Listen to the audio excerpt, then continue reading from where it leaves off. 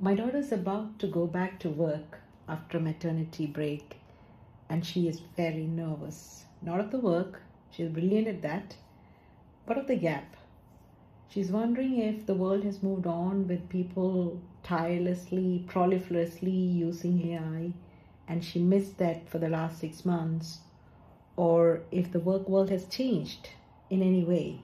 I know that fear because I lived it decades ago, standing at a door that looked nothing like the one I had walked out of.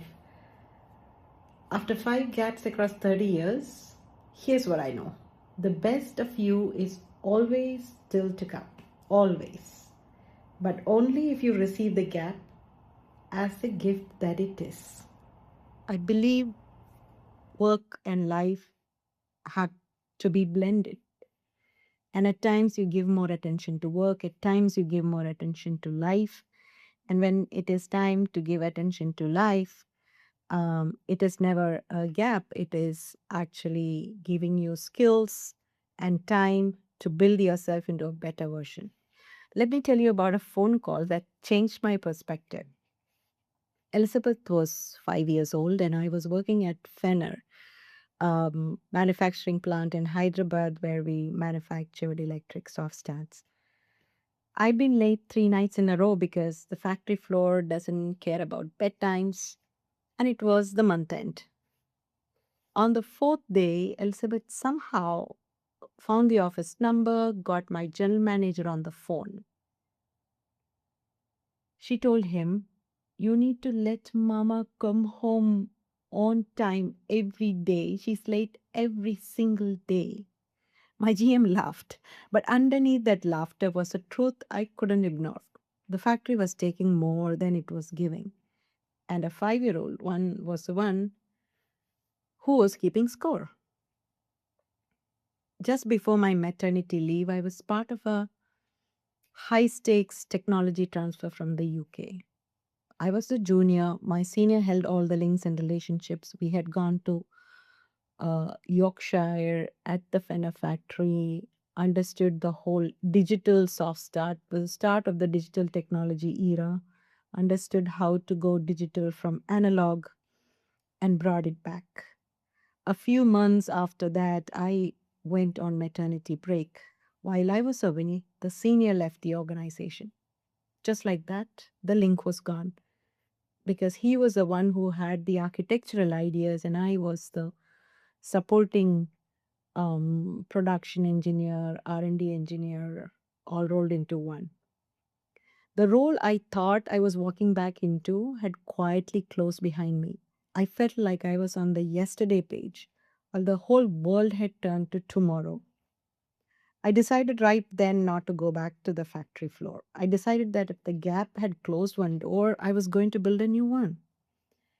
I had always loved code, so I reskilled.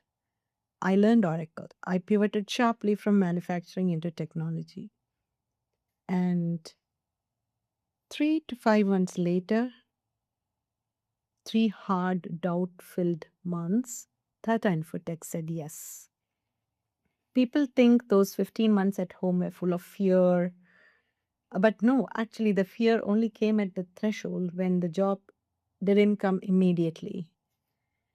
During the gap, I had to choose self assurance. It wasn't arrogance, it was a decision to trust myself in the absence of evidence. I told myself that money would come back, so I restricted my spend. But I protected my confidence because losing your confidence is much harder to recover from than a temporary dip in cash. A few things helped. One was my mother, who constantly would tell me, if money was meant for you, that will come to you. So don't worry, you will get the money later. Focus on what's important now. Another thing that hugely helps me to stay peaceful whenever there is this change and conflict is game theory. My husband and I sat down and mapped every pathway. What if it takes 9 months, 12, 2 years? We drew the branches of every scenario until the unknown shrank. But the map only works if you draw it with a person. someone you trust who signs off on the plan with you and gives you the confidence to go ahead and enjoy the gap because there's a plan. Fear carried alone grows, fear carried together shrinks. If you are standing in a gap right now, here's your roadmap.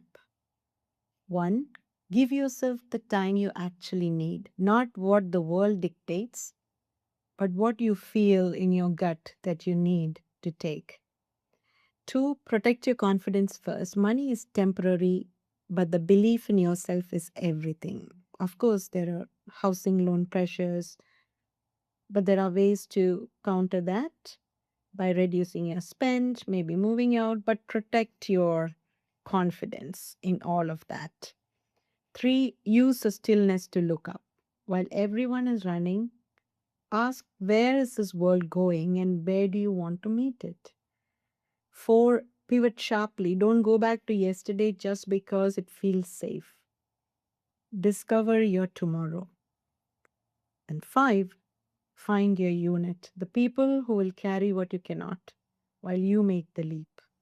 In a nutshell, the gap is not the interruption to your story. It is the chapter where you reposition. It is that point in time that helps you uncover new paths that take you way ahead than what you thought you could. It is a gift, but only you can decide to unwrap it. Next week, Elizabeth joins me to talk about her half brain and what it's like to stand at that door in the age of AI. I'm Annie Mathew. This is The Side of the Desk.